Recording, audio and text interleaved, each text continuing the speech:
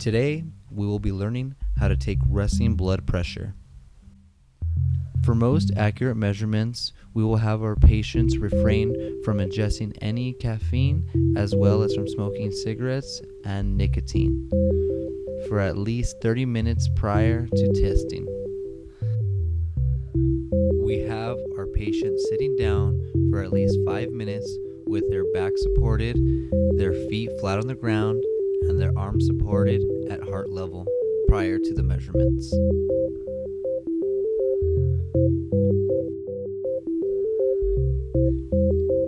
When using the stethoscope, place the prongs in the ears so that they are facing posteriorly.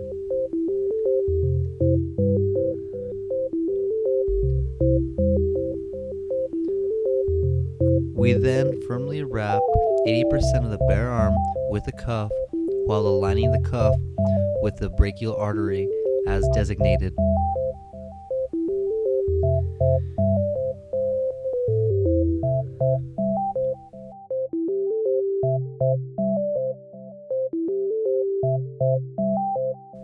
Make sure the air valve is closed to ensure proper inflation and pressure.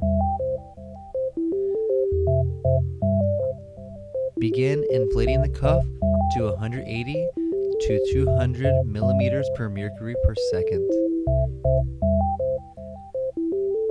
Then slowly release the pressure at a rate of 2 to 5 milliliters per mercury per second.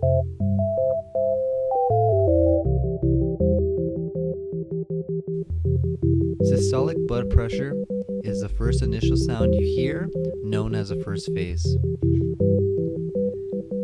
Continue listening for the last sound you hear is a diastolic blood pressure, known as a second phase. Some of the numbers and values to remember is that the normal resting blood pressure is ranged from 120 systolic over 80 diastolic.